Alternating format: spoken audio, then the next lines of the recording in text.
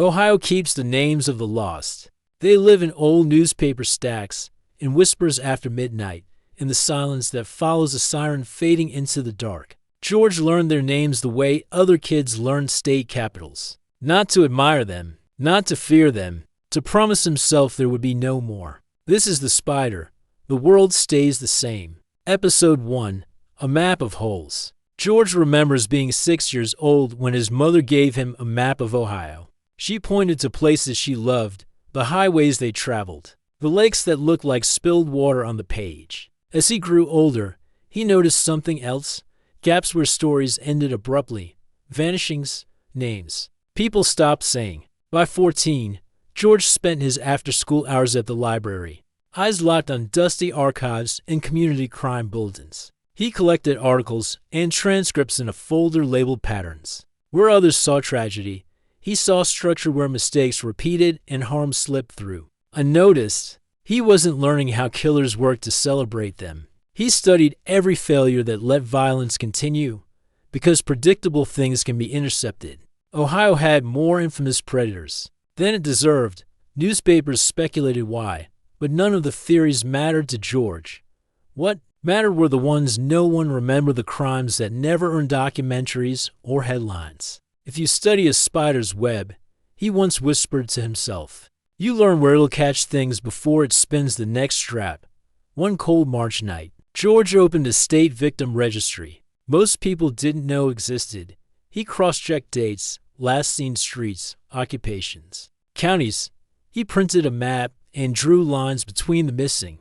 The pen shook as it clicked into place. Clusters.movement.apath. Not enough to cause alarm. Enough to make a promise. He pinned the list to his wall above his bed. For 3 nights, sleep refused him. He imagined someone somewhere continuing a pattern while everyone else pretended coincidence. If the system was a net, killers slipped through the holes. George wanted to close them. He started small. He watched. He waited. A diner south of town. A late shift worker who fit the cluster. George parked down the block, notebook in hand, paying attention to who came and left. He didn't want to scare anyone, not the innocent, not the predator. Protection could be invisible. Nothing happened that night. The worker went home. Morning broke gray and uneventful. But George felt the shift inside him. Presence was power. A few days later, someone else noticed the gaps too. A post went up in a tiny online forum.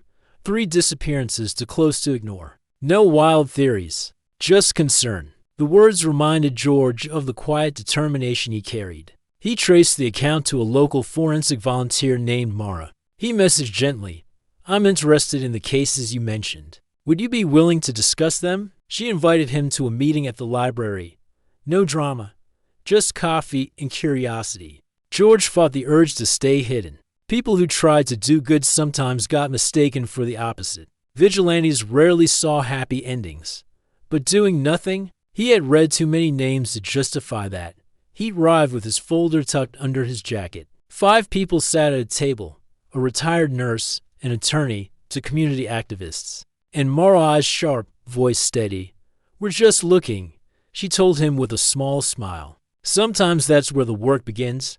George didn't talk about the map or the lines or the promise, not yet. But he listened. Listening was action. For the first time, he wasn't alone with the fear that something was moving in the blank spaces. The holes on his map had faces now, lives, people someone cared to remember. He wanted the world to stay the same, no new names added to the list of the forgotten, no new webs spun in the dark, no headlines years too late. He looked again at the map in his mind. The pattern wasn't finished, which meant the predator was still out there, making their moves, counting on the net to tear. George had other plans. Next time on The Spider, the world stays the same. A receipt, a dashcam video, a presence that starts to notice the watcher watching back. George learned that when you stare into a pattern long enough, it starts staring back. He checked the missing persons map daily. 3 faces in neighboring counties, all gone without a trace. Police called them isolated cases, but George knew better. The lines he'd drawn weren't imagination, they were direction. Whoever was taking these people wasn't circling a single town. They were moving, testing, learning, Mara and the others at the library group worked carefully, following rules and requesting records the right way. George respected that, but he couldn't shake the urgency pressing on his chest. If the killer kept moving, paperwork wouldn't catch up until someone else disappeared. So George did what he always did. He watched. The cashier from the diner wasn't the only one who matched the profile. A young cab driver named Alex had recently switched shifts, night work. George found the taxi company, wrote down plate numbers, memorized common routes. He followed from a distance, careful not to interfere unless needed. 3 nights of nothing. Boredom is safety, George reminded himself. Then, an anomaly. The taxi stopped behind an abandoned warehouse, far from usual drop-off spots. The passenger door opened. No one stepped out. Minutes passed. George's breath stalled in his throat. Finally, the door closed and the cab pulled away. But before it disappeared, George saw something, a figure walking into the shadows behind the warehouse. No hurry. Like they belonged there. George wrote down the time, the location. His pen dug into the page hard enough to rip through it. The next morning, the cab driver posted something strange on social media. Nothing dramatic, just a joke about creepy fares and late-night chills. But there was a nervousness between the words, a shrug that didn't feel like a shrug. George printed the post and added it to the wall. At the next library meeting, he tried to bring it up subtly. He didn't want to sound paranoid. I think one of the potential victims might be in danger, he offered quietly, eyes on the table. The attorney frowned. We don't interfere directly. That could cause harm in itself. George nodded, but his mind was already outside, back behind that warehouse. Mara, though she watched him a second longer than the others, like she knew he wasn't saying everything. After the meeting, she caught him near the exit. George, she said, you don't strike me as someone who sleeps well. Am I right? He didn't answer. She tilted her head. I notice things too. Just be careful. People who hunt patterns can become part of them. George walked into the night wishing that warning didn't feel so accurate. He decided to check the warehouse in daylight. The lock gate looked untouched, the windows boarded over. But tucked into the chain link near the loading dock was a torn piece of cloth, bright red to clean to belong in a place forgotten for years. He pocketed it. Back at home, George pulled up missing person records again. One name flashed like a hazard light. Holly Ramirez, last seen wearing a red work uniform. Disappeared less than a month ago. The county sheriff blamed the runaway situation. George stared at the cloth. Not runaway, evidence. He considered turning it in anonymously. But he knew how easily evidence without context got buried. He couldn't risk that night. He grabbed his coat. If someone planned another pickup, George would be the interruption they didn't expect. He parked near the warehouse again. This time, he stepped out of the car and walked the perimeter. His pulse kept time with his footsteps measured, controlled. If fear had a taste, it was metal and adrenaline. A crunch behind him. Footsteps not his own.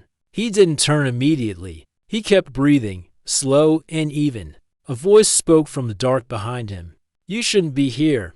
Not angry, not surprised, just certain. George felt every hair on his body rise. Still, he forced calm into his reply. Just walking.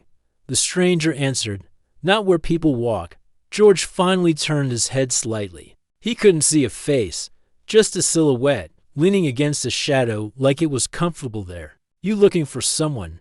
The voice asked. George said nothing. A quiet laugh, careful. Curiosity gets people notice. Then the figure stepped back, dissolving into the warehouse's darkness like mist into thick night, gone before George's heart. Remember how to beat.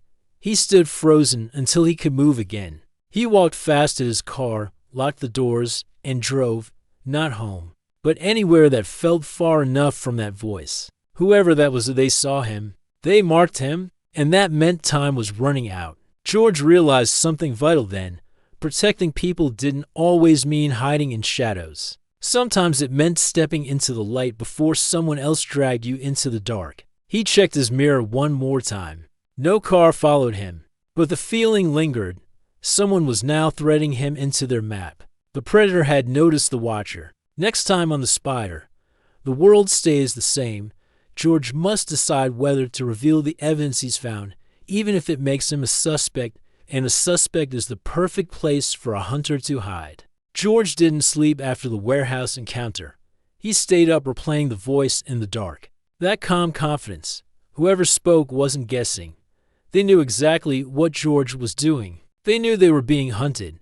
Morning light didn't make the fear go away, but it gave George clarity. Fear meant he was close. He printed everything he had: maps, posts, missing person files. The photo of Holly Ramirez in her red uniform. He stared at the torn cloth he'd taken from the fence. A clue too important to hide. He walked into the precinct. The officer at the front desk didn't even look up before sighing. Another theory? We get plenty. George set the evidence down. His voice didn't shake. Not a theory. A pattern. The officer flipped through the papers lazily until she saw the cloth. Her eyebrows lifted. Just a bit. She asked where he found it. George told the truth, mostly. He didn't mention the stranger. In the shadows, he didn't mention how close he'd come to disappearing into them. She promised to pass the information along. George didn't believe her, so before leaving, he slipped an identical packet into a mailbox addressed to Mara. One would be ignored, the other would not. Hours passed, then a phone vibrated. A known number. George answered. You shouldn't have done that. The voice said, the same one from the warehouse, calm, patient. Now, your name is on a list. George held his breath. You want to save them, the voice continued. How sweet, but you can't. Heroes don't change the world. The world stays the same. George forced words out. Not if someone stops you. A soft hum, like amusement. You think you see patterns? Then follow this one. Another pickup tonight. Daring, right? Maybe you'll get lucky. Maybe you'll even live. The call ended. George's throat tightened. A trap. Of course it was a trap. But he'd rather step into it than let another innocent vanish. He sent one message to Mara. There's going to be another one tonight. Tell the group to stay away. I'll handle it. She responded immediately. You can't handle this alone. He didn't reply. Some promises were too heavy to share. Darkness fell. George waited in his car near the warehouse again. Eyes trained on the side road the taxi had used before. Every passing vehicle made his pulse hitch. Minutes stretched into hours. Then headlights, a taxi. Same plate. It slowed near the warehouse. George stepped out quietly, keeping to the trees. He edged closer to close until he saw the driver. Alex. George felt a spark of hope. If he got Alex out of here, then someone else stepped into view. The figure from before. Hands gloved, moving with certainty, George shouted. Voice cracking the night. Stop. Everything happened at once. The figure lunged toward the cab. The driver screamed. George ran full speed, slamming into the attacker. Both hit the ground. Pain shot through George's ribs. The attacker rolled up fast, shockingly fast, a glint of metal in their hand. George scrambled up, fists ready, though he'd never trained for this. Fear sharpened everything. The air tasted metallic. Time slowed to a drip. You ruined the moment. The attacker said. Annoyance more than anger. You're not part of the pattern. George spat blood. I'm now. The attacker swung the blade. George narrowly dodged but stumbled back. Panic surged. He wasn't a fighter. He wasn't a hero. He was a researcher pretending he mattered. The driver's door flew open. Alex ran, smart move, disappearing into the dark. The attacker sighed like this was all terribly disappointing. You can't even save yourself. A siren wailed in the distance, getting closer. Not an accident. Mara must have called the police. Anyway, the attacker looked toward the sound, then back at George. You think you've won something. But this is just the beginning. Patterns don't end, they evolve. They step back into the darkness, disappearing just like before, like the shadows swallowed them whole. Police arrived seconds too late. George was questioned for hours, every answer twisted into suspicion. Why was he there? How did he know? What was he hiding? He realized too late that putting himself into the story also put him into their suspect pool. When they finally released him, dawn was rising, dull and tired over the town. George's body hurt, but his mind wouldn't stop racing. He returned home to find an envelope taped to his door. Inside, a map, his map, with a new line drawn, a new name circled, Mara. A note scribbled beneath. You watch them. Now I watch you. Let's see who saves who. George's blood went ice cold. The killer wasn't running. They were accelerating. They were making it personal. George looked up from the note, gripping it like a lifeline and a threat all at once. He wasn't a shadow anymore. He was prey. And prey can either freeze or learn to bite. Next time on The Spider, the world stays the same. George discovers that the killer is not working alone, and stopping a web means destroying the spider at its center without losing yourself to the tangle.